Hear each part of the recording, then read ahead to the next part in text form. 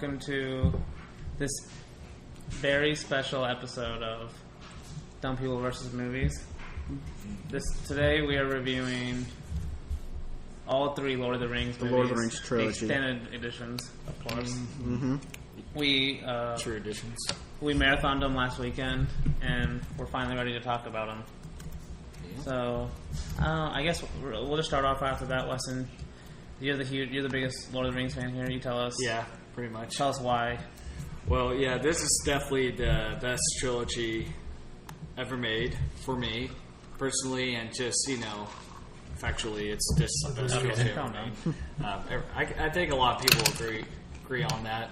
You got one more person on the table that agrees with you, so... Yeah. Especially, but not only was just like, I was raised, this was my childhood, because this trilogy was in my childhood, and like, this year is when I really started thinking critically about movies, and even watching it again, I could still say that each of these movies are just a masterpiece, from beginning to end. Yeah. And even with the extended editions, even though they're so long, like, I don't feel bored. I felt kind of sleepy at the point, but it wasn't like that's because we were watching it very late at night. Yeah, true.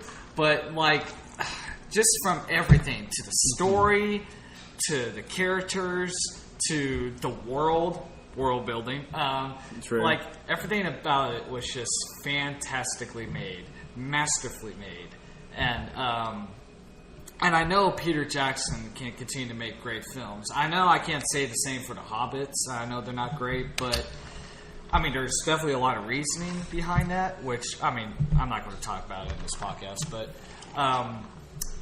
I know that he still has a lot of potential, because he's working on a new project now, and I'm really excited about it. We'll talk about that more later, but yeah.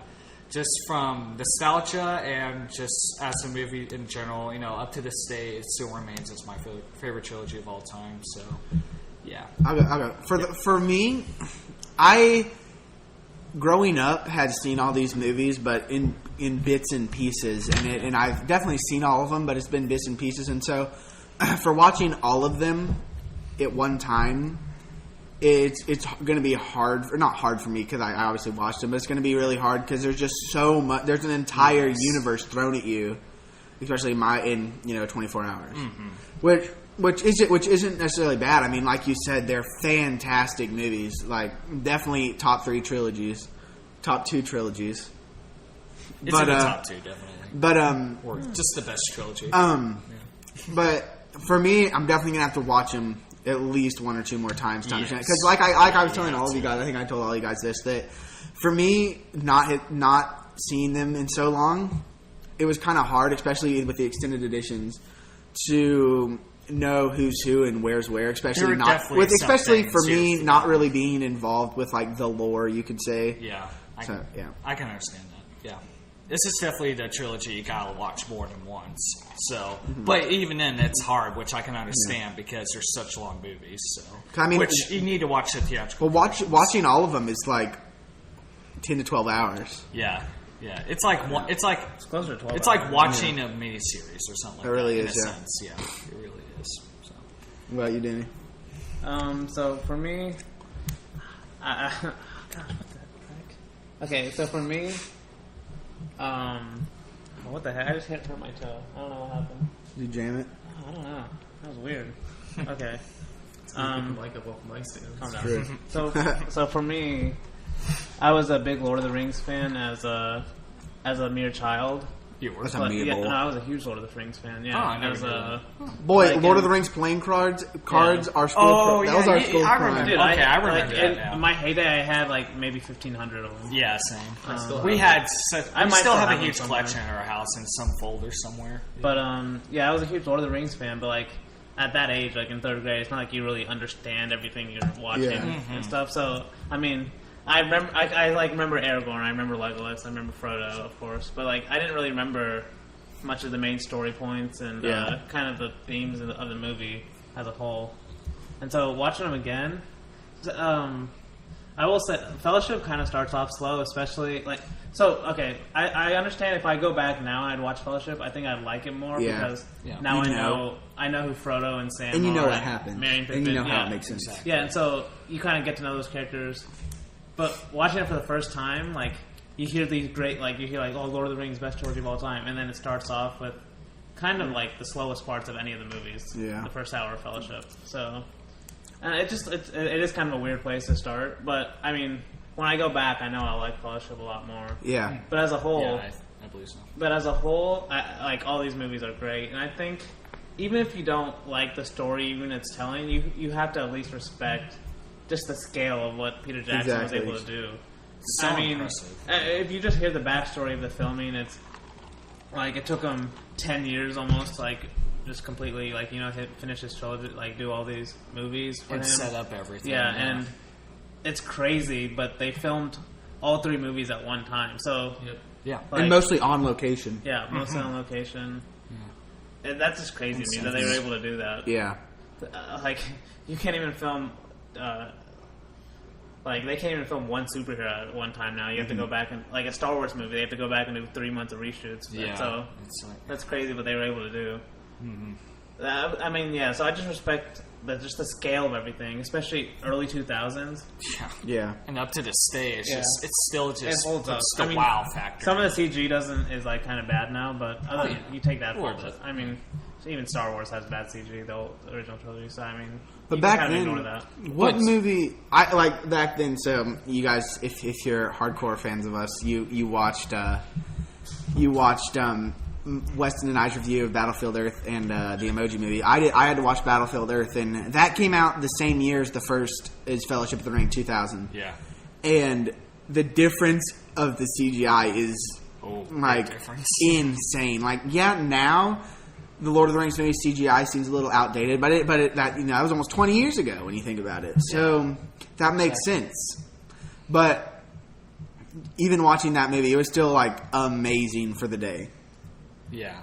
Like, it still doesn't take anything away from me. Even with the CGI, you could tell, okay, that's outdated, but it doesn't take anything away from the experience. No, it doesn't take away from it. Like, not even. I mean, because mainly most of it is like real. I mean, it looks most of it's the only like CGI there is whenever there's the big like large scale, like in Two Towers, there's like the giant. Well, yeah, obviously the huge army stuff. Like that's the only time it was really cheesy. Even then, a lot of it's just mixed. No, I don't think the armies look cheesy. I just think, well, for me, the main thing is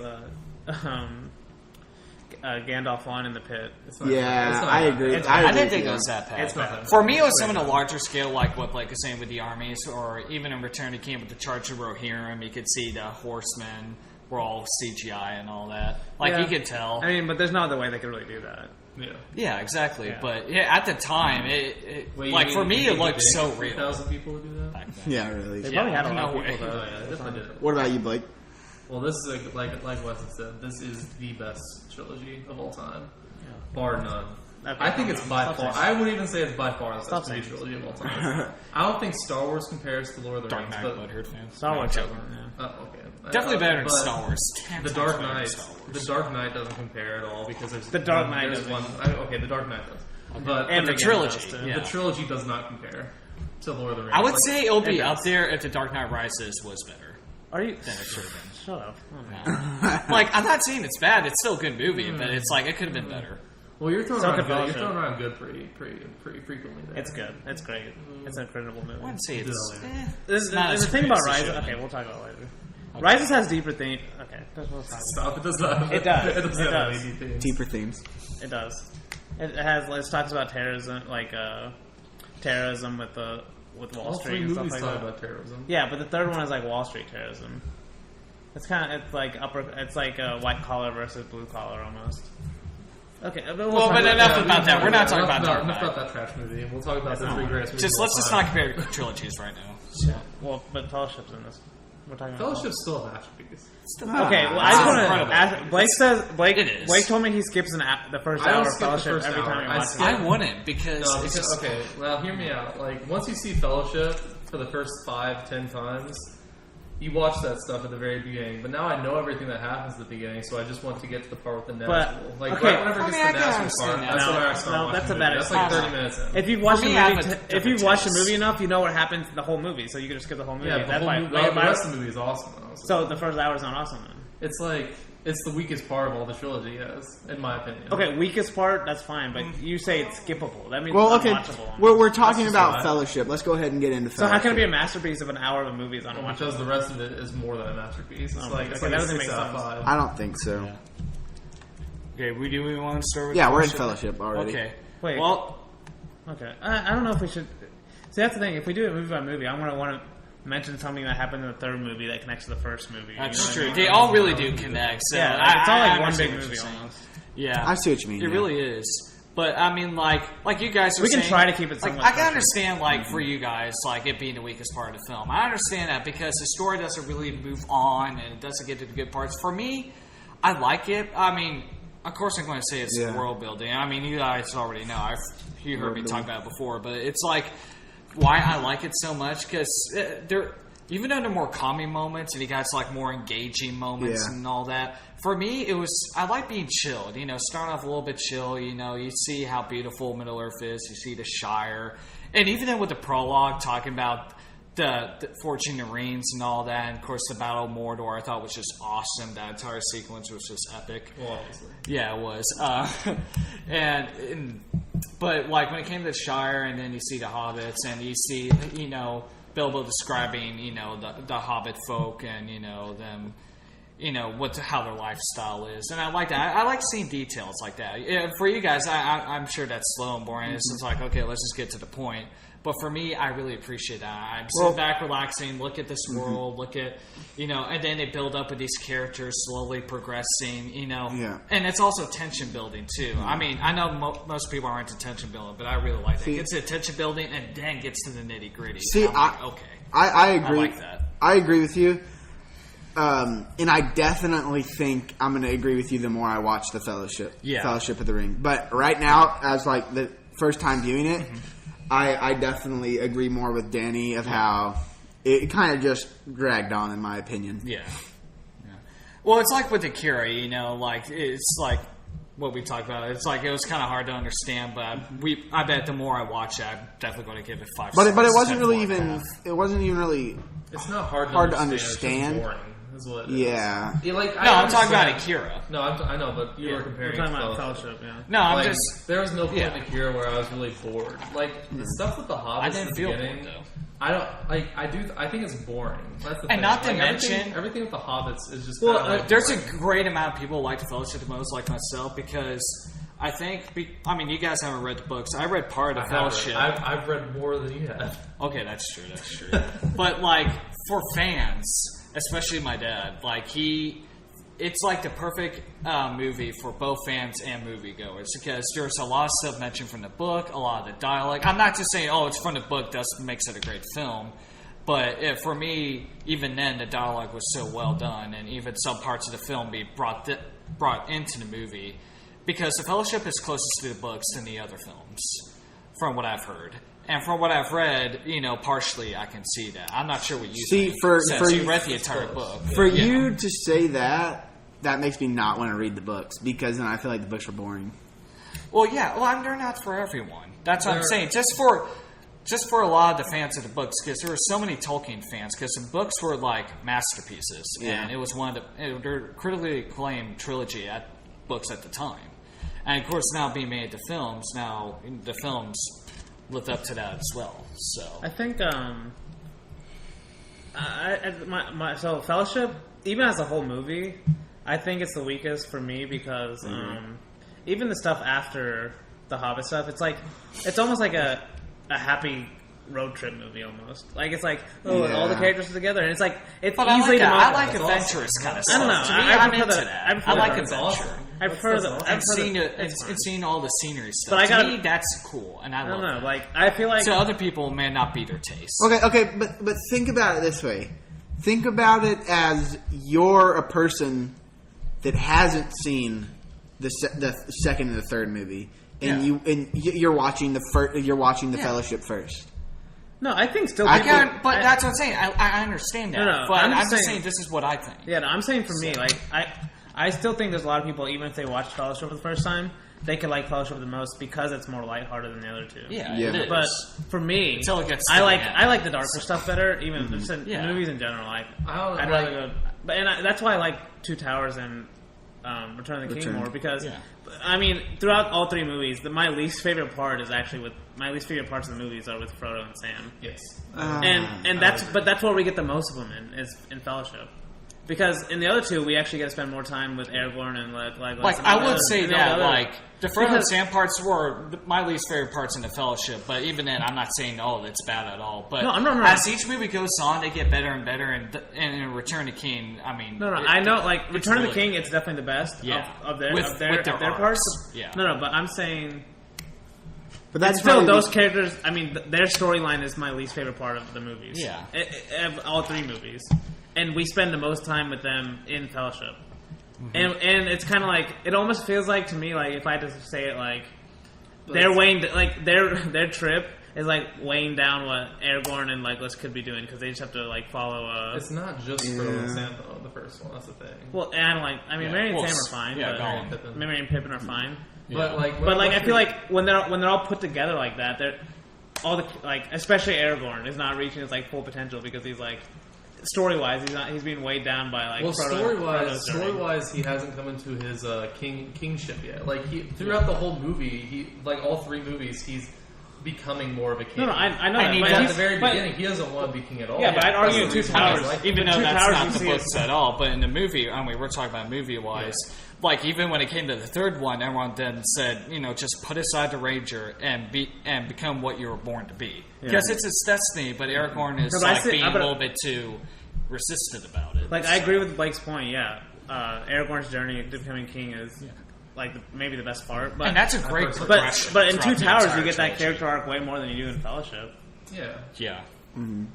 Well, that's why I like it. Whenever you're saying like Two Towers and Return of the King is darker, I would agree to some point. I just think like Fellowship has some pretty dark Fellowship parts. Is like with the Nazgul scenes. Dark.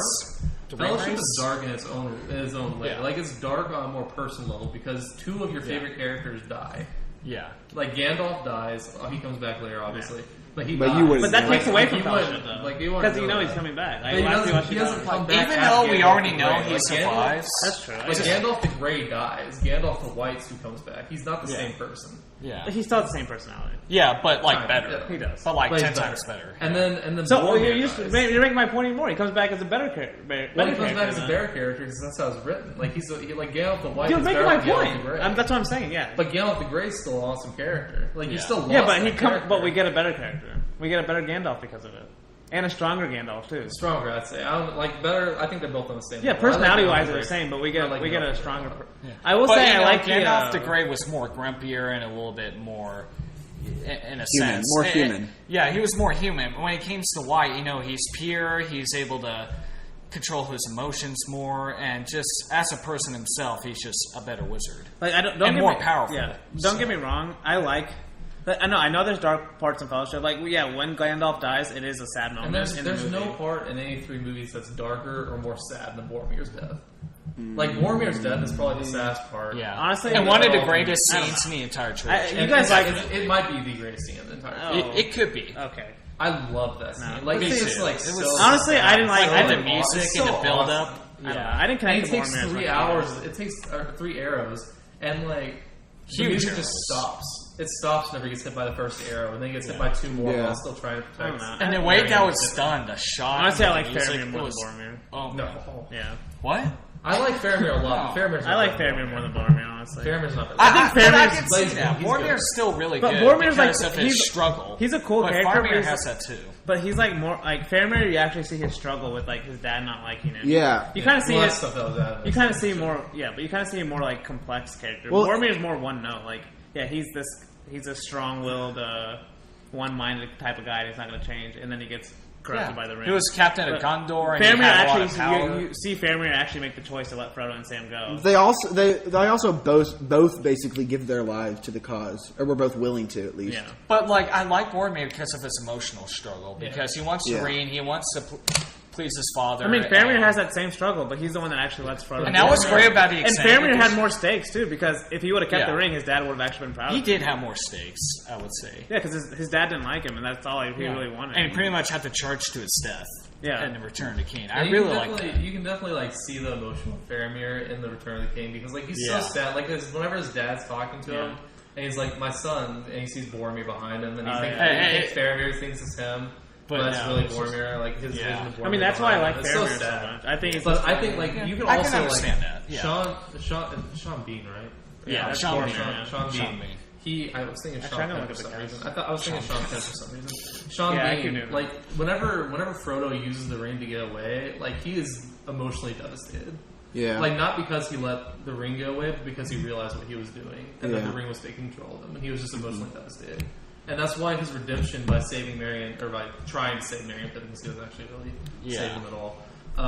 His redemption by saving them is like one of the most powerful scenes in all. And that's what makes the extended editions great, especially in the Two Towers. You see that extended sequence of Boromir and his speech and all that, and explaining how it came to him, knowing about the ring and all that, and that just builds upon his character even more. It's like almost an origin kind of thing. And that's what I really like about the extended editions. It adds a lot more explanation, just a lot more substance to the characters, which I really like. So, but to get back to like my original Fellowship point of, no, I agree. There's dark moments. Yeah, Boromir's death, Gandalf dying, and the ring wraith moments were pretty. Yeah, they're intimidating. Dark. They're actually and but like, and also the Saruman part where he's fighting Gandalf. Oh yeah, that was pretty dark. And it was really awesome. I really liked it. No, there's definitely good moments in Fellowship. I just think, like, no, I'm not saying it's I still think it's really good. I just think since we're comparing them to the other Lord of the Rings movies, for me, like, I like once we actually get into the, like what you said earlier, the nitty gritty, like the dark stuff. Yeah. When we get that's what I'm saying. I can understand. It almost feels like it ramps up to that. Like, I feel like when the Two Towers of the movies, you feel the runtime in Fellowship the most. The other two movies, even though like even Return of the King is what the extended edition is 20 minutes, like 20 minutes. Yeah. But in the Two Towers and Return of the King, you're getting into the story and the characters. It's like what you said, nitty gritty. And it just keeps going on and on. And especially while the Fellowship just starts off slow and then gets to that. I mean, Two Towers has a lot of world building in it too. It's just like what world building you like more. Like Fellowship. I mean, the Hobbit world building, like. If I had to choose, like, what I wouldn't want in a Lord of the Rings movie, it's Hobbit world building. You know what I mean? Like, what's the king's name? That Theoden.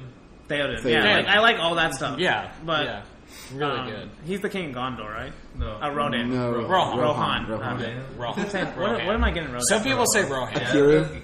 Yeah, but it's Rohan. So. Rodan. Where did I get that from? Rohan. No, Rodan is something. That's something.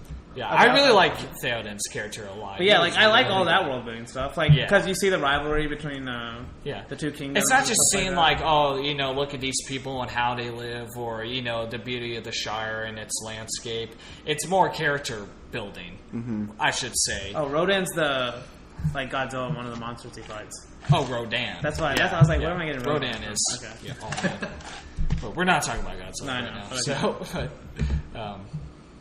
But what were you going on?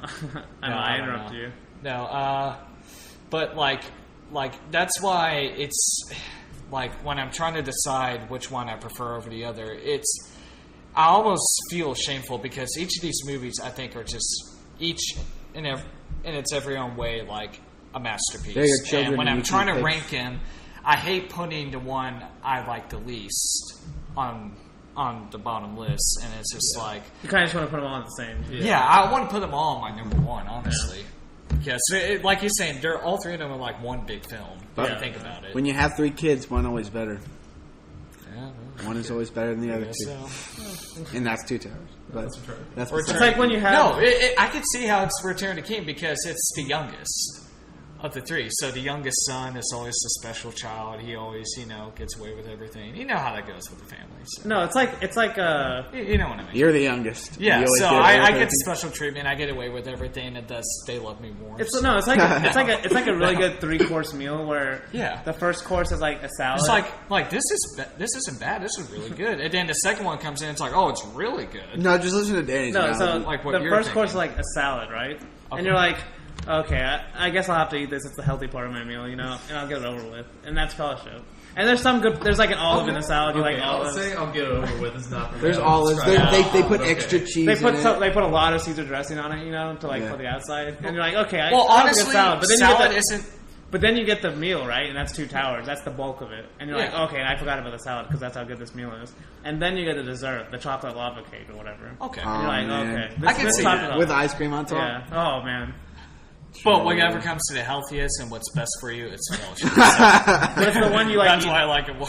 No, yeah, but it's like, but the salad's like, you know, the base of your meal, right? Yeah. I see what you're saying. No, that's actually a good He's example. just making it up. No, That's a good point, that's a good example. That's a good example. That's a great example. That's fine. That's why I always eat dessert first. I would compare it to like book standards, where always my favorite stuff is always the last book of the series because you're already inside the world. All the characters are built up, and it's just the culmination of everything that's been building up for the past few movies or past few books or stuff like that. It depends. That's the reason why I like in book form, Return of the King way more than, or not way more, but I like Return of the King. And imagine having to be being a see hardcore fan in 2000 and having to wait for the next movie to come out. Yeah.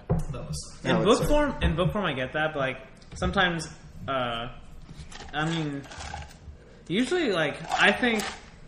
That's why 2 Towers is really good, and I could honestly like. I think this movie trilogy is special because the ending is just so good. Like they nailed it so good, you know. And that's I think it's really hard to do because I mean even the Star Wars trilogy, even in the Dark Knight trilogy, like the second movie is usually the best because you have the character build up, but you don't have to finish it at the same time. So you get like you can tell just a pure story and what you want, and you don't have to like wrap it all up to like you know what I mean, where everyone's happy. Yeah. But you also get like, but you can also just, and you don't have to end it off. You don't have to end it like with a satisfying ending, which is, you know, you can just tell off. Like in 2 Towers doesn't have like a satisfying ending, really. You know what I mean? It has a really satisfying ending. They sit like Helm's Deep didn't fall. Yeah, but you know And that. then But you But know with that. Smeagol, you know, things are about to go Smeagol's down the getting third murdered. one. And you know, And the then big you battle's hear that coming kind anyway. of like eerie kind of music going on in the end. It's just like, oh boy, what's going to happen now? Yeah, that's true. The 2 Towers ends like that. That's Yeah, but it does leave out with a happy ending, and then it switches to like a kind of like, oh boy, is it going to be bad? Like you don't really know. But even that happy ending, like yeah, it's a happy ending, but you know something worse. Like you know, like they're now about to face like the big stuff. You know what I mean? Like it's not going to be the beginning of the end, and you know things are going to get much worse than what was shown in the 2 Towers. Just in Return of the King, there was bigger struggles and badder things went down. So are we just going to give all 3 movie rates at the very end? So Yeah, we can we just, might as okay, well. then I'll just move to 2 Towers. 2 Towers, yeah. You want to start us off, Weston? with 2 Towers, Yeah. just like talking about it. Yeah. What? Yeah, Why is this movie good? Why is because you said this was your least favorite before. it's my least favorite, but I hate saying that. Gosh, but this movie is still an incredible masterpiece film. Just the way it starts off, it's like a complete continuation right after the Fellowship. Yeah. I mean, with that flashback scene, which you guys might not think. Well, I thought it was really especially cool. for me But- being a first-time viewer, it's hard for me to differentiate between the 3 movies. Especially watching the extended editions. We watched them late at night, and there was 2 discs for each.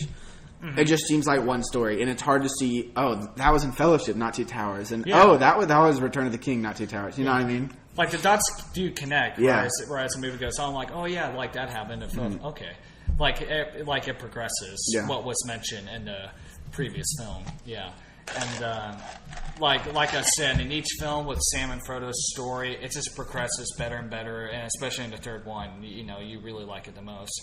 And you guys may think it's the weakest. For me, it's Merry and Pippin stuff. For me personally, what I like about Sam and Frodo's arcs is like, especially with Frodo, I just agree with seeing you.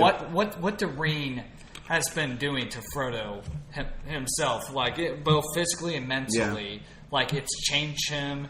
It changes his personality too. Like it made him more aggressive. Like when he was talking to Sam, especially in Return of King, Frodo became a big you know what. And that's the ring corrupted. And he basically him, tried just to like leave what him. it did to Gollum. Well, when you first see it in 2 Towers, Yeah. in 2 Towers, I didn't realize that the Frodo Osgiliath- started petting the ring Well, I and didn't started realize that- being up all night with the thing. I didn't realize that the Osgiliath scene happened first in 2 Towers because obviously you get the Battle of Osgiliath in the third one. Oh yeah. But it first happens it first starts in 2 Towers, and I thought that was in the third one. But Yeah. And that's I whenever love that Frodo part. almost kills Sam Yeah. Because Sam like pulled him off the ledge whenever he was exactly. And I love that because the ring was drawing to the Wraith, and that's what the ring was doing to Frodo, and thus so that the ring could be taken to Mordor. Yeah. And until Sam, was able to knock him down one time. So, and I really loved that scene. It was I love how powerful. It was so iconic. Iconic, and of course with Sam's speech too. Yeah, because the ring race is just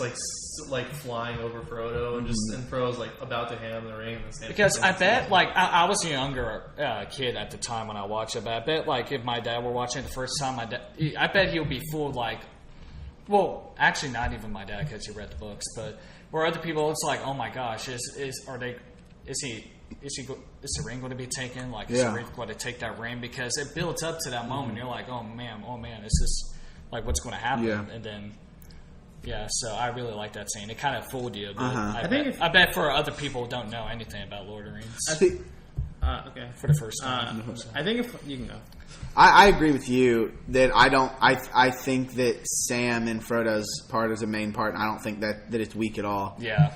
But I think a lot of people underrate Sam's part in the whole thing. In my opinion, Sam is just as important as Frodo throughout this whole mission. Yeah, I agree. Yeah. Because see, that's what I was about to say. If we learn anything, I think Sam's the one who should have been taking the ring, not Frodo, because Sam's way more. Sam's saves Frodo so many times. Mm-hmm. That's true. But he's a relative of. Well, that's a good point. I feel like Sam's more strong-minded than Frodo. Well, he's also just more dumb. So who, Sam? Yeah. Well, I don't think it wouldn't matter. That plays to his strengths though in the movie. I don't think it wouldn't matter because no matter which person it is, the ring can easily corrupt any mind. Like, he saw in The Return of the King when Sam had it at the time, and then Frodo's like, Sam, get in your ring. He was hesitant. Yeah. He wanted to keep it for his own. Yeah. No, I was just kidding. So. That was kind of a joke. But yeah, okay, yeah. But like, yeah. I just like, because I always feel like people make fun of Sam because he's kind of like a weird dude, but or just some fat guy. He is really important. He's just in the way all the time. But I don't think that. But he's really important to the movie. He really is. I forgot. Like I said, Samwise the Brave. I said he's dumb. Really he's actually way smarter than Frodo because he doesn't trust Gollum at all. Yeah, and that's one of his strengths. Because he didn't have the ring on him. With Frodo, the ring was corrupting Frodo's mind, but Frodo's just like, no, we need him. So they did kind of need him, but they kind of did. But Frodo, they needed him even the whole thing, and yeah, the whole without the ring, Sam was able to figure out and think and watch Gollum closely because he didn't have the ring. But it's awesome really because Frodo's mind at all, you can just see Frodo turning into Smeagol. Yeah, just like the way he acts, and it's just awesome. Mm-hmm. It was, and you see that with Bilbo too. Yeah, he said, "My precious," and Bilbo was hesitating. He wanted to keep the ring, especially in that one scene where where Bilbo his face goes, and it's like, that was creepy. That was the scariest scene when I was a kid. That freaked me out all the time. That scared me so bad. I know. Oh my god, his faces are so creepy. Nowadays, I kind of chuckle a little bit. Mm-hmm. Yes, it's a little bit funny if you think about it. But it's still really scary deep now. I don't think Merry and Pippin's arc, especially in Two Towers, maybe especially you're my least favorite, but it's not weak at all. It's not weak at all. I don't think it's I just like the end so much. So if we have to use Merry and Pippin to get to the ends, then I'm fine. Yeah, and especially the end battle scene and the end battle scene at the end of Two Towers. Well, I thought with the end, I thought it just kind of dragged on a bit because him telling end stories. But once it came to the gathering and all that, and then the gathering's really fun. That's what really I think that's some of the funniest stuff in the movies. Yeah, with the ends. We've only began saying good morning. It's nighttime. Yeah, it's nighttime already. Yeah, or we all agreed that you are not orcs or whatever. It's like, oh, well, that's good news. Yeah. Yeah, but the end battle scene at the end is really good. Helm's Deep was so epic. Yeah, Helm's Deep is good too. Oh my gosh. Helm's Deep's one of the best battles in the whole movie. In the entire trilogy, it's one of the best. I still get goosebumps whenever the elves show up at Helm's Deep. Oh my gosh. True. It's just the music they play whenever that happens. It was epic. And just with the battle itself, the tension building, how it all just builds up, and then of course the guy fires his arrow, hits Urkai, and it's like, oh shoot, and then they all, battle just starts. The shot heard. I love the look of the Urkai, all the Urkai are really awesome. You can tell because yeah, obviously the big armies are like CG, but like when you see like the individual people, the makeup's done so well. Yeah. There's so many people. You know why I want maybe not Sean, but maybe Derek or whoever. I want them on this podcast because they're going to talk about how it's not like the book at all. That'll make it really funny if they were there. They're like, well, actually in the book it's like this and this and this. It's like I understand, but like. I mean, in the movie sense, this works better. If we're going to do it in a movie format, I really like the way they've done it here because originally it was just an orc army with wargs against Helm's Deep, and the elves weren't even there. But like, I mean, I'm not going to rant on like that. I get, like, but like for a movie, this works better. That's why I don't like both things can be true. You can have. The book may do it really well, but the movie can change something in the book and still do it really well. It's not it didn't do what the book did, so it's not good. Yeah, and I think people do that. Even though it did it in a different way, it still works really well. Because obviously the movie moment is when the elves come to help. And that's more impactful in a movie because you're seeing it with your own eyes, and you actually you can feel the emotion. In a book, it might make more sense. And even then, they were all wiped out at the battle. That's the thing I was going to say is that sometimes directors kind of have to take liberties whenever they're dealing with books because movies are a visual medium, books aren't. Mm-hmm. And whenever you think of an orc army attacking Helm's Deep, it's not as imposing as these orc, because the orc are so much more imposing and intimidating than regular orcs and wargs are. Yeah. Like they're just so much scarier. It made it more intimidating scene because these orcs are just like they are gigantic. They're like brutes. Then they have the berserkers too. They have those orc berserkers too. Oh my gosh, just like ridiculously powerful. Yeah, those the dudes. Yeah, they're huge dudes. I love them. Oh my gosh, they're awesome. Because I remember I asked Weston, I was like, during the movie, I was like, why aren't they using those big guys? And Weston's like,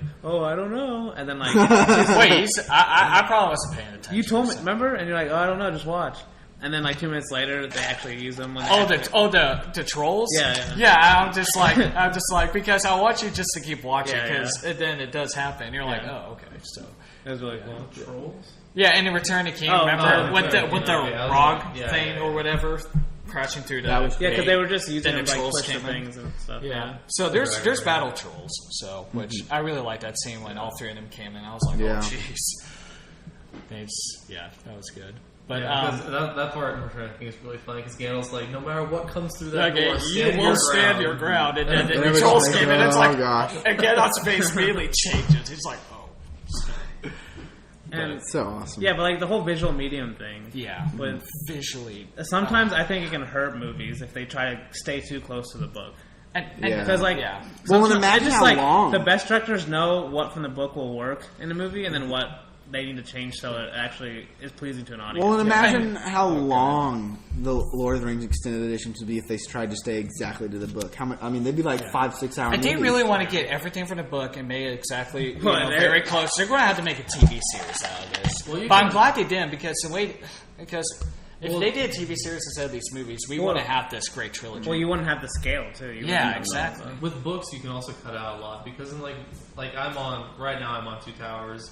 Yeah. And Aragorn, Legolas, and Gimli following Pippin and Merry, like that's like weeks that they follow them. Yeah. And like you don't have to have it be weeks. You can have it be just a couple days, or you can show like passage of time. Where it's like, they might have been following them for like even then, even though it's kind of slow in the beginning or with the adventure thing, that's still just a little taste of what the book was describing because the book goes on and on with like other events that happen in their adventures and all that. Because through the course from the Shire all the way to Rivendell, that was like a year or so journey. Yeah. So while we only seen like 30 minutes of it. I mean, and that's fine. Like, you don't need to see a whole year of the journey. Yeah, I mean, it's just like that's a TV series kind of thing. But even then, that'll be But one thing I was going to mention when you're talking about visuals, like one thing I would have probably been interesting to see in the movie. And in the Battle of Helm's Deep, remember they got those explosive devices and all that. Originally, it was supposed to be Saruman sending a magical storm and destroying the wall, like the weak spot in Helm's Deep. That's what happened in the book, and that would have been really cool to see visually, like Saruman sending his magical spell and then destroying, the weak spot of the Helm's Deep. Probably been also like really bad CGI though. Yeah, it probably would have been. Yeah, I think it would have been way worse. Because there's a cartoon or whatever of Lord of the Rings. It's actually not that bad. You guys might want to check it out. It's actually good.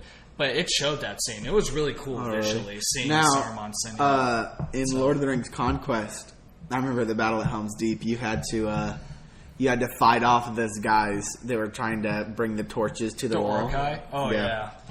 Oh, that's cool. Pulling all the I wish I played Conquest. I don't know why I didn't. all the Lord of the Rings games. Are really I played like the beta. Honestly, so for me, I might like the Ents attacking what's that? Isengard. Isengard. That more, was more I than like that trees. scene a lot. I just like the idea of just trees Yeah. these trees just being like, okay, that's enough, and then just come and just destroy everything, Yeah. And, and that was really Saruman smart. wasn't of Pippin. expecting it. Yeah. Going like, no, let's go south, and his idea actually worked. Yeah. And Mary had no idea. Well, and they're just supposed to be. They're just made it to be these like peaceful creatures, Yeah. and then Yeah. all of a sudden they're like, "Oh my gosh!" And then They're you like- just see how powerful they're they like actually are. big machines. Yeah, exactly. That's killing what I like so machines. much. Yeah. You know, That's what I was waiting you for. know those like battles that they do. I can't remember what it's called, but like gladiator versus like, Colosseums, like tournaments, stuff like that. Gladiator. I want to see Ent versus Troll. That'll be I I like think it. Ent would win. I want to see Ent versus Groot. True. Ent versus Groot. And we'll just step on Groot. I don't know, dude. Pretty easy. Groot can Groot's fast, and Groot can. Oh, and he can grow out like Yeah, exactly. various, Groot can, stretch his arms vines stuff, and wood. Okay, I can see that. So you want to move to Return of the King now? Yeah. Return of King, of course, can be considered the best in the trilogy, and I would completely agree with you in a lot of ways. This is like the final, definitive, epic chapter to this amazing trilogy. Everything from cinematography and just when it came to those iconic moments, man, where they like some of the best scenes in just film history, like completely. I agree. Like, of course, it's the battle scenes, and of course, I like the Mount Doom scene. Wiley thought it was stupid, but should I just go ahead and explain it? Yeah, you can. Just so that you won't be near mine. I'll narrow it down to you. So, as we see in this entire trilogy, we see that the ring has the spirit of Sauron. The spirit of Sauron endures in the ring, and he corrupts minds physically and mentally, like you see with Gollum. You did it with Isildur. Aragorn's the heir of. No, Aragorn's the heir of Isildur, so you know him. You see how corrupted, like even then, you see him go to Mount Doom. Elrond said, cast it in the fire, destroy it, and Isildur is just like, no, because he wants to keep the ring for himself. Yeah. It poisoned his spine, and that's what happened in Return of the King with Frodo. Frodo was going to drop it, but about to drop it. Yeah, was about to drop it, but as you look in the ring and you hear that heartbeat sound or whatever, it was such an iconic scene, and I love visually. And Frodo looks more into it, and you can tell the ring is already drawing him in, and just said, "No, don't do that," because obviously, if the ring is that powerful, it's not going to let him just not do anything and make him drop it. Yeah, and that's why I think at first it may seem stupid to you. I don't know what you think now. They should make a parody where Sam just comes and grabs the ring and chucks it in the fire. I mean, yeah, that's true. Maybe Sam should have done something or whatever.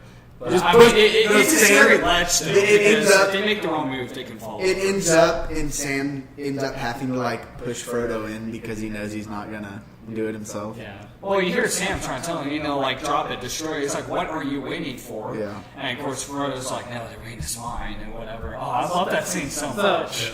That's what I love that scene. Initially, initially you think about it, oh, it's kind of dumb. Why doesn't he just drop the ring? But that's when the ring has its most power, right? Because it's at the closest to it being To its end. Yeah. And of course, the ring is going to try to get into Frodo's mind. And I also like it just from the whole movie, the 3-movie arc. It would kind of feel anticlimactic if Frodo just dropped it in at the end. You know what I mean? Yeah. And I think I like it better that he. We get all the way to the end, we're waiting for this, and then he can't do it. Plus, everything that happened at that moment was from the book, so. Yeah. No, I really like it. So that's why I like it. think I'm it's like, perfect. oh man, that's straight from the Yeah. book. So. Thinking about it more, I do agree that it makes more sense now that I've thought about the ending more. That's good. That's good. But that's another one of my complaints about this movie. Or about this. This is why Return of the King is not my favorite one. Because of how many potential endings there are. Okay, it's just one ending too long. It's like The other endings, I like how too long. because with seeing Sam and his wife and all, it's like, okay, that's unnecessary. Everything else is established what happened, with Aragorn, and then what happened, or Frodo, and then going back to the Shire. And then what happened to Frodo? He went on to the Grey Havens with Gandalf and Bilbo. What happened with Aragorn? Which was happened in the book too. What happened with Aragorn and it was like really iconic too, because it's like you gotta know one, and then all of them. That's my favorite ending. That's where it should have ended. That's where no, because the Great Haven scene is also amazing too. Yeah, because it was so emotional. But I feel like the big farewell. But the best ending is the. I would agree. Like I teared up. I almost teared up. Yeah, I'd want to tear up. So I really teared up at the Grey Haven. Yeah, the Great Haven. That's where it should end off, especially when you see the ship sailing and it fades to white. That's where it should end. I would have been fine with that ending too. Yeah. Like It's one ending too long. Yeah. Two. That was just a bar scene too. After where they're all like at the bar just drinking. No, that's before the Great Haven. Oh, is it? Oh yeah, it is. So, but just take that one out. Just take that one out. Okay. It's 3 too soon. It's 3 too long for me. No, because it shows that scene shows that the war and everything that happened never even reached the Shire. But we get the. Oh. Because none of them even care that they're back. That's true. And just want they just Or make that shorter. It's kind of long. And then we still get the Sam like just seeing a girl and they get married like. Yeah, but you saw her in the Fellowship, and it always established that there was this love interest and all that. But yeah, it is unnecessary. You could completely remove it. Like I honestly I thought the perfect ending is you about to know. I agree. Like that would be the last line in the movie. Like I do know. like that. I love that ending. But like ending the movie and the sailing off one. I don't think so. Sailing I off don't one think is so. fine. I think that's. I mean, like I would have been way more happy with that ending. Plus, it's in the book. If it didn't happen, people were like, "Oh, That's we should have done those in the book." Yeah. So people still complain either way. No, like I understand that one. I just like you can take out the bar when they're all at the bar again, and then you can also take it. And Like I said, with the love interest of Sam and it kind of feels anticlimactic. I And think I it feels anticlimactic to end the movie with Sam too. Yeah. Like the very last scene is with Yeah, Sam. see, that's where I agree. You don't need that scene. Yeah. So. That's the only point. Yeah. Like you could, like if it ended off with them sailing off, that would have been just beautiful. But like if that's the price I have to pay to get Return of the King, I'm fine with it. I mean, Yeah. it's an incredible. For me, it's not a big deal. So Should for a lot have of ended it people, without it is. knowing, in my opinion. Yeah. Well, that might be. I don't agree. But if it's in the book, I mean, I can't. Complain, Yeah. So. Yeah. So I like how it ended. Like I agree with Blake. It's just one too long. So that's why I think. So do you guys want to? Are we gonna rate them, or are we gonna put them in order? Yeah, we really did. Oh, let's talk about Gollum. What do you all guys think? Oh, that's true. Just as a character, Well, I like he's Gollum. so. But we like how we were talking about. Hats off to Andy Serkis, man. Yeah, true. But as like how we were talking about the ending with the ring and stuff. I like Gollum's end too because it's almost fitting for Gollum. And that was the thing. He thought like he fell off to his doom or whatever. And Yeah, but like, and then he's like back. It's like, wait, what? It's like, dude, you're supposed to be dead. And like, But I like that. Like we were saying, Return of the King stuff. Part of the reason why this is my favorite movie also is that, like I said, in the Fellowship and Two Towers, the Sam and Frodo stuff is personally my least favorite parts. But in Return of the King, it's as good as everything else in the movie because they actually have things real stakes or real tension. Like they're actually going to Mordor. Yeah. Like the other two movies, they're kind of just like walking around in circles. It was just more just invention. and you finally see Gollum make his move on Sam. Yeah, and like the shield scene is just so great. I love the shield scene. That's one of my favorite scenes in the entire movie. Wiley, though, oh my gosh, he was covering his eyes the whole time. Which he loves. Also, John No, not the whole time. Oh, the giant spider. Yeah. Oh gosh, yeah. No, I gotta understand. That's That's what made me. What do you call it? Fear spiders. Arachnophobia. Yeah, arachnophobia. That's not true. I got that when I was a what child. That's what did it for me. Obi led. You shouldn't be scared of that. I mean, that's not gonna happen. So. Oh, No, no, it but could. just spiders themselves. I feel like Just that- seeing the detail of the spider because it's large. It's like, it just. Yeah, I feel like that seems the reason why Peter Jackson got to do King Kong too. Yeah, because he King did Kong good does a lot of with like creatures the that. monsters. Yeah, Yeah. stuff like that. Like giant centipedes. Oh, I didn't T-Rexes, think of those. Oh, that's what other disgusting. beasts. Oh, there's weird worm things that like devouring Yeah, it. and It's King like, Kong, that yeah. seems. That seems disgusting, but Yeah. So Peter Jackson's really good with that because he's a big horror director. He's directed some pretty graphic horror movies. So, which I don't care. yeah. This movie is also the best movie for Aragorn, Legolas, and Gimli's arcs. Also, like Aragorn's arc, especially, like this is whenever he becomes king, Or whenever he actually like. When he does all the ghosts. Yeah. Oh, when the ghost thing. All the ghosts. Gimli was so hilarious. Yeah, Gimli was really funny. What the ghost says, like the whole time. That's Yeah. funny.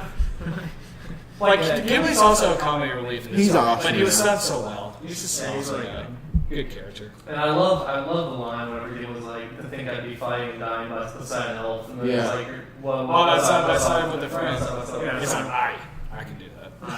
That's so good. I love that scene. Yeah, that was good. But I do like Aragorn, like recruiting it. Like that's when you finally get his team to be like kingly, you know? Mm-hmm. Yeah, exactly. Like maybe it's a little bit too quick for me. Just how it just kind of turned to be. Well, okay, I'll be king now. So. Like it was a little bit too quick. He's been on that arc for 2 entire movies. Yeah, but even then, in the first and second one, he was still just like, okay, I get what Weston's saying because honestly, like he's always just like, I don't want the power. I don't want the power. Yeah, but like honestly, I would have and then in Return of the King, it's like, okay, that's what makes him a great king. Because he realizes in order to win this, he has to become king. Yeah. He has to show himself to the ghosts and say, you have to fulfill this duty in order for us to win. Because if they weren't there, then Zedskir would have been completely destroyed. Yeah. There would have been no hope for them. But I think it would have been just as fitting if he like walked away. But like I don't want to do it either. I feel like but who would be king? But then he would. I know. I'm just saying. I'm not thinking of that. I'm just thinking from his point. This whole movie is about fulfilling destiny. Like Frodo's destiny was to destroy the I get it. Yeah. Aragorn's destiny. Well, that's true. I mean, and of course, Elrond. It's like George Washington influenced him to become king. It's like George Washington had to be the first president. Yeah. Okay, I can see that. Okay, never mind. No, I get what you're saying though. Like for me, it just fine never became king. I just didn't think it was quick because he's starting to become, like, I don't want to say favorable to the idea of becoming king, like Two Towers and stuff like that, but he's starting to realize that he's going to eventually. Well, especially in the Two Towers, you see that leadership character trait. Yeah, especially in the Two Towers, Helm's Deep battle, him leading the elves. You're like, you start to see that. And Gandalf's belief in him always. Yeah. He would become king. So. With Gandalf influencing Elrond too. Yeah, he said, like when he gave him the sword, he said, "Put aside a ranger, be what you're born to be." So, because they all see it. But I think Return of the King, as a whole, I think the best part. Yeah, I like the Gollum parts, but just the whole overall scale of the battle scene, just like one ups it from Two Towers, and Two Towers is great, but. Like this is even like bigger scale, and I didn't think it'd be just more epic. Yeah, just like everything's so epic. Yeah. You felt like it was more intense than just battle, like in Helm's Deep, but just the epicness and the scale. And like Sauron's Return of fall King was much grander. And Sauron's fall is really cool at the end. And everything. Yeah, but that was really good. I do have one. I always complain about this, and it always bothered me. So. Gandalf can control those hawks at the very end that come in. Okay, yeah. So Gandalf, a big complaint. Yeah, so Gandalf can control those, right? Yeah. So why doesn't Frodo just take one of those hawks at the first place and just go right over? People always say like that bothered me. I remember even as like a third grader, I'd be like, why? Like, because the hawks are the ones that rescued him at the end. So like, why can't they just the eagles? Like, come on. Why can't they just like in that universe? It's established that they're summoned at their own time and whenever they please. But still, it's just like. But then the eagles seem like a bunch of you know what. The eagles are their own race. No, the eagles they are controlled by Gandalf can't control them. He can always ask for them. He summons them. He asks for aid. I'm pretty sure they on their own will. Well, the reason why they come and rescue Frodo and Sam at the end. Why they because they realize that this is a pivotal moment for Middle Earth. Like that's the reason they rescue him though. Yeah, the ring was already destroyed. They didn't have to rescue him. Why would you not? Well, then why would you not take him to there in the first place? That's way more important to them. Gandalf probably just asked if he can go. So why doesn't Gandalf ask for them to take? I don't know. Like, that's my problem. That's my problem. I get it. You don't get these movies if you have that, but. Like from that point, I'm like, it always bothers me. Like, why can't the plus you really need like a battalion of eagles because all the navs will see you coming. Still, like I mean, we do see a battalion of eagles at the end. So yeah, but like and they could have. They well, think about it. When the eagles do go to Mordor and Nazgul recognize them, I mean, it will be hard for the eagles not to drop Frodo or whatever. They're trying to fight off the Nazgul or whatever. So it would be tricky. I think. It's worth trying that before sending to comments. If he fails at the lowest bid, Frodo will fall. Or why wouldn't they just fly him like a mile away so that they couldn't see him, but they could see the mountain, obviously, but they wouldn't see the eagle? How shouldn't have ended did this? Like they did the whole thing, and they're out to council, and Gandalf's like, "Oh, I got an idea." And they see him like they're flying over, and then Legolas, Aragorn, Gimli were like distracted and saying, "Hey, Sauron, you suck!" Or whatever. And of course, they fly over, Frodo drops the ring, and at the end they're flying away. Like, imagine if we walked all the way down there, to Mordor on foot, and they're all laughing and all that. So, that was actually really funny. It's I always thought about that, even as a kid. Yeah, so. But yeah, I guess that is one complaint about the entire trilogy. And maybe even then, it doesn't matter. It's definitely a plot hole. It's a dumb complaint. It's not even a plot hole. It is a plot hole. It's not even a plot hole. Like that's not every movie has a plot hole, and if you have 12 hours of movie, you're gonna have plot holes. You realize that the Eagles being their own race in this universe. Yeah. They don't follow one of his orders. Like even in this movie, Yeah, the humans are the only ones that are fighting this. Like even the elves help in Helm's Deep, but the books that happen. And the dwarves and elves are nowhere to be seen in the last battle. Yeah, but if the world is at stake, shouldn't the Eagles care? Shouldn't the Eagles care? Like the Ents didn't even care. The Ents are like probably the closest thing to the Eagles. Yeah, but the Eagles actually come and help them a lot. If they don't help at all, I get it. If the Eagles don't help at all, I get it. But the Eagles still help at the end in the last in Return of the King. Because they see it this is the most pivotal moment for exactly. If they can see it's a pivotal moment, why not help with the ring in the first place? Because that's what this is all happening over. Whatever. I don't think it makes it like what was that earlier? It makes the Eagles look kind of dumb, or they're just really late. Very just like selfish. Yeah. Selfish. Or they're like, I'll come at my own time. Well, all of them. So like every person in this movie, like every race in this movie is selfish. Even the humans are also selfish. Like Gondor doesn't send anyone to help Rohan. And Rohan doesn't want doesn't want us to help for Gondor. No, the elves didn't want us to help at Helm's Deep, but then Elrond was like, "Yeah, go ahead and go." I get everyone's selfish. And then the dwarves aren't even in this movie, like in any of these movies. Like they're just in a mountain still. No, but it's just like mining gold or whatever, dude. No, I get that the Eagles. We don't have to talk about it anymore. It's a thing. Yeah, but I agree with Danny. Yeah. Yeah, for me, I want to say this is definitely the best and final epic chapter of the trilogy. And I think it's mainly the best because... And I always want to put this my number one. Even then, I'm still contemplating. I think it's the best because we find the Frodo and Sam stuff finally gets interesting to me. Yeah. It's not, it's like, because in the other, especially in Two Towers, it just feels like we're in a height and stuff with Aragorn and all them, and then I always felt like let down when we go back to Frodo and Sam. Because because watching the movies, even if you're watching them the first time, you know they're not going to get to Mordor until the Return of the King. The third movie. Yeah. So basically all the stuff that's happening in Two Towers. But even then with the progression, and you know they're going to live. Yeah, but seeing the ring slowly progressing through Frodo, and meeting up with Gollum, and learning more about Gollum and all that. Yeah. But still, that stuff. But that's not really going to have a resolution until the third movie. Yeah, I see what you mean. But yeah, the end of Two Towers, when you actually see Gollum's turn finally. Yeah, that's cool. That's a cool part. But you don't need as many scenes. That part still probably is just as impactful if you don't spend as much time with them. You know what I mean? Yeah. But no, I see what you're getting at though. From your point of view. So. Yeah. But any last thoughts? Or the whole trilogy. It's the best ending to any trilogy. Such an epic trilogy. It's amazing. But you say Return of the Jedi is your favorite movie. I remember Return of the favorite Star Wars movie. It's always the third chapter that's his best. Like you were saying earlier, when it comes to the resolution and to the story, that's where it becomes. But of the Star Wars franchise, Empire is the only one that compares to Lord of the Rings of any of the movies. I don't think Empire compares to be completely honest. It does. Empire, I'm a Star Wars. I'm a Star Wars critic. I just love Lord of the Rings so much more than Star Wars. I don't know. I think. See, I know I get why people would say that, but I think it's just different. Like Star Wars is easier to watch.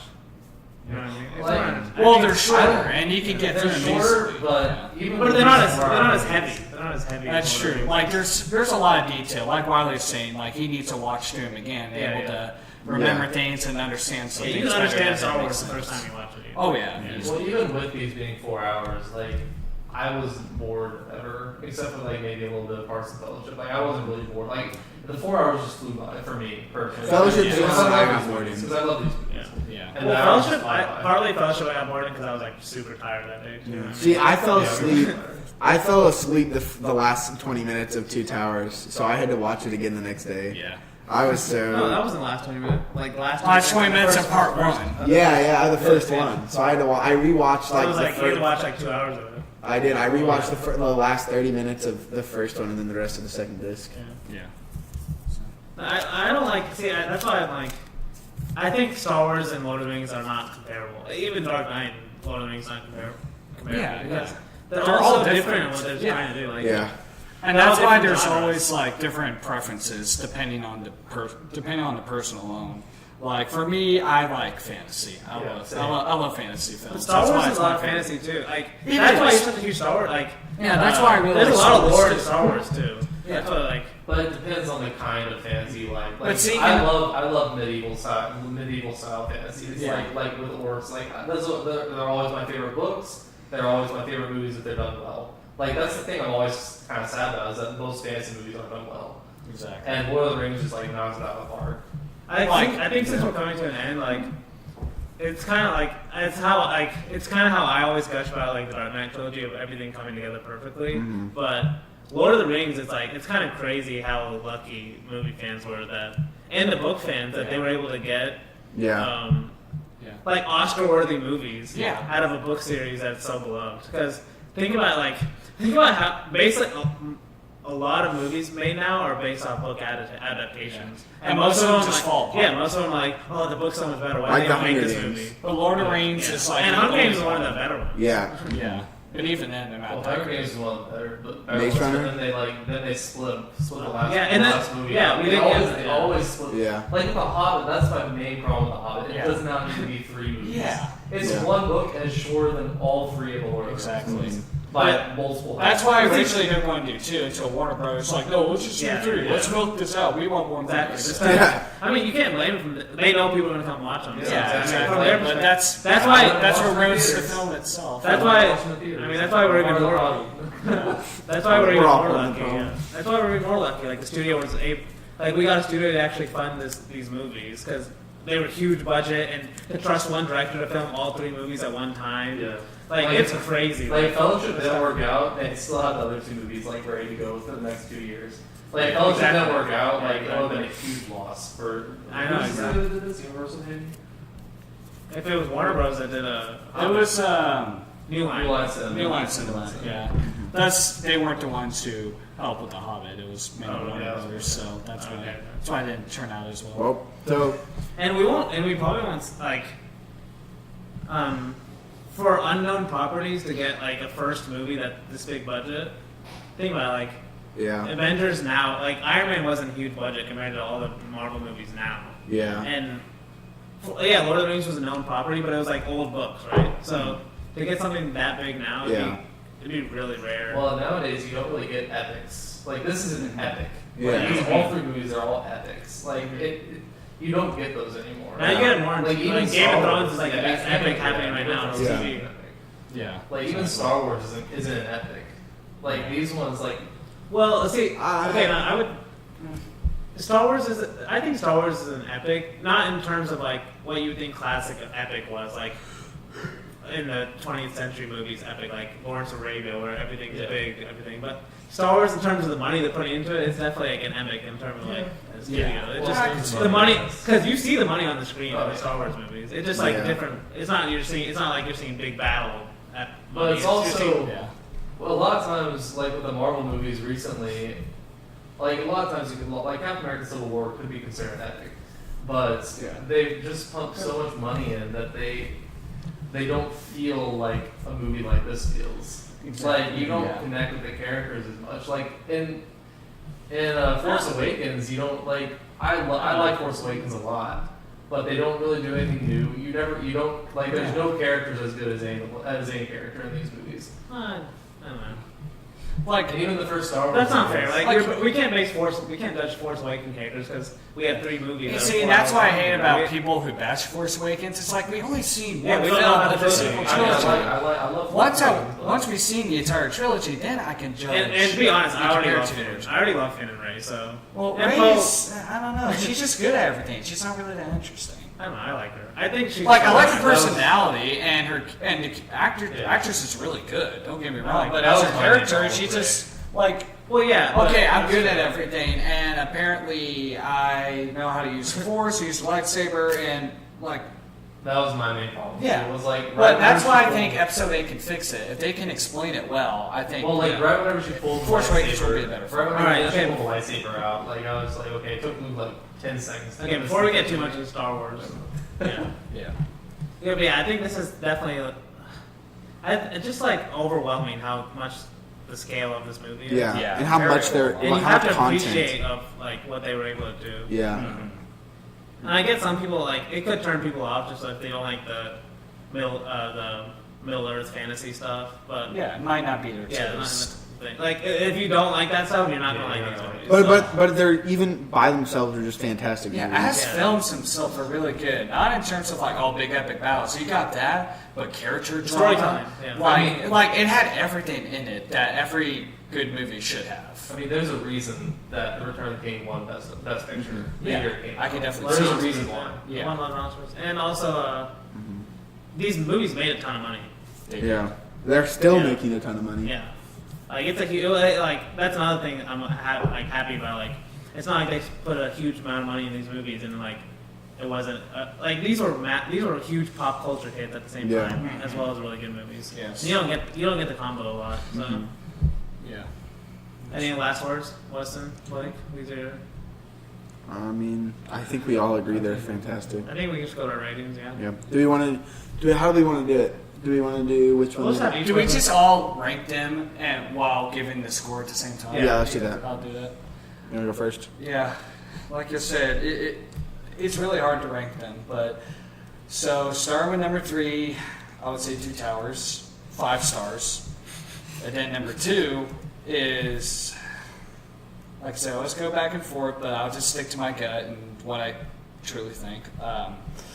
Is Return of King, 5 stars, and number 1. Wait, is, what's number one? What star is number 1 then? What? How many stars is Fellowship? 5 stars. Oh, okay. I didn't So say. they're all 5 stars for me. Fellowship is But Fellowship has his master seal on it. Well, yeah, which one has the masterpiece all seal? of They all do. okay, you can be throwing around the masterpiece seal like that. All of them have a masterpiece. But Fellowship It's has the a greatest double. trilogy It's of all stamped time. twice. Calm down. Stop Okay, it. the masterpiece seal. Forget about all that. I'm trash. No, I like it. I like it. I think they all I do. like it. All 3 of these movies. Yeah, they do. deserve a Yeah, masterpiece. definitely. Even if 2 Towers is my least favorite, that's just for me. I think they're all like perfectly, good. Are all equally? Let me But ask you it this all question. came down to personal preference when I ranked them. Let me ask you this question: are all 3 of these movies in your top 3 movies of all time? Probably top 10 for sure. Wait, so Return to King is Fellowship your favorite movie of all time? Possibly, quite possibly. What else would It's be definitely up in the there? top 3. What else would be up there? Return of the King, Two Nah. Towers. I would say Return to King and Fellowship are in the top 3. No, but favorite movies of all time. They're definitely.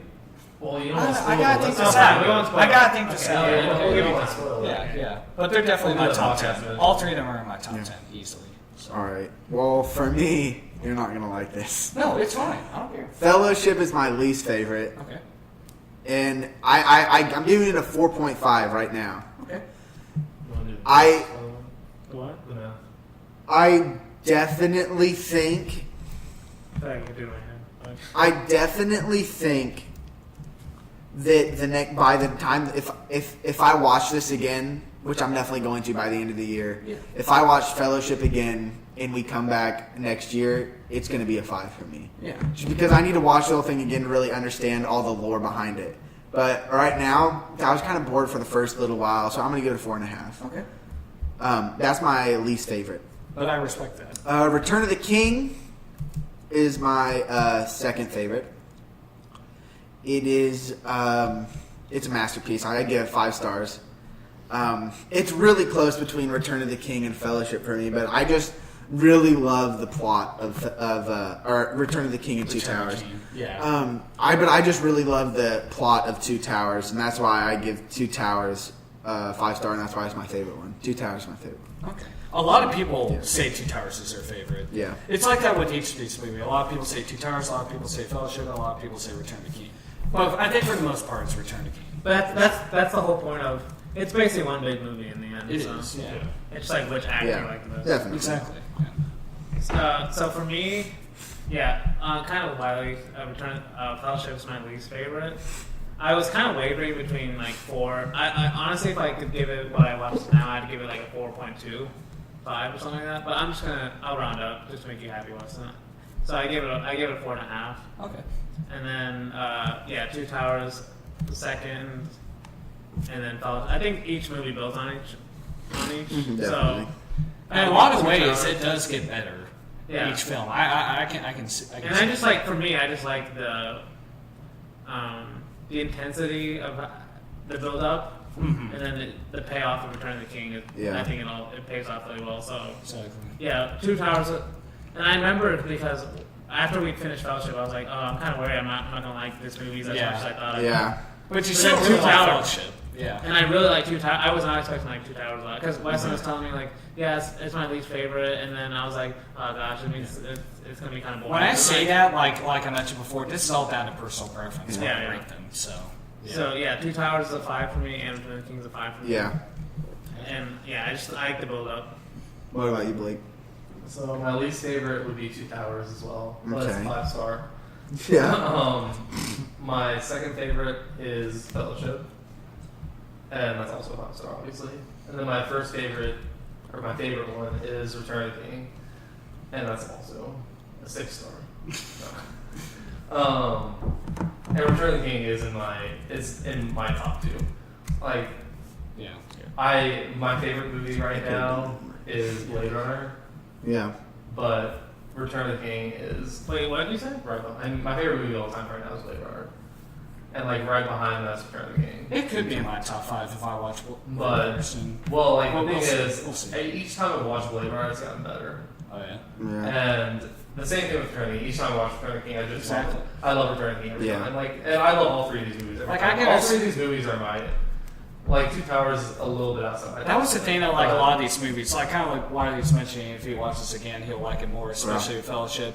Like, at first it may seem like, oh, it's interesting, especially when it comes to the world. Maybe you're not all into it as much, but the more I watch these films, the more invested I am, and the more I love them, and the more I love the Middle Earth universe. Every time I watch them, it's just I love it to death. Like for me, the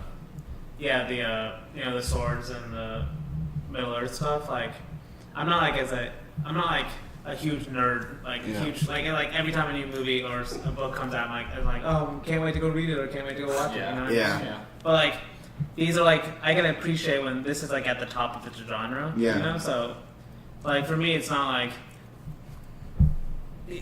Maybe Return of the King would be like amongst my favorites.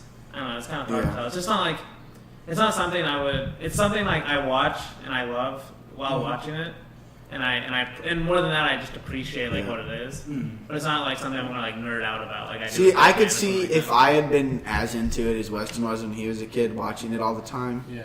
I think I would have been like a nerd for it. Yeah, that's but the thing. When I watched it recently last year, because since I haven't watched these films in 5 years, well, I watched it now with a more.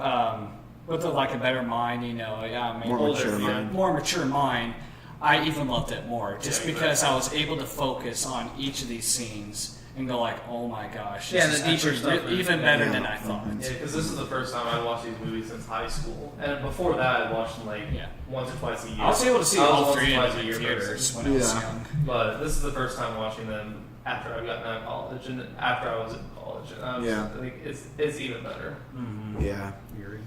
And it's not just nostalgia. Right. It could be part of that. It's part of it. It's not just like, it's not blind nostalgia. You know what I'm saying? It's like... Definitely. Well, does anybody have any final words? Other than everyone... Are we going to have 6 endings? Every... Like King? Final words? Mm-hmm. Close it off, Sam. True. Wait, what? Close No, it I'm just out, kidding. Sam. Finish us off. We said we're gonna have 6 Okay. endings. No, I'm saying every freaking life on this very planet should watch this movie. Every moviegoer, everyone who loves movies, everyone who watches movies, even those who are not really into. Well, that'd be kind of hard because they're long movies, but every moviegoer definitely watch this at least once in their lives. I would say 10 times. Watch it each, once a but- week.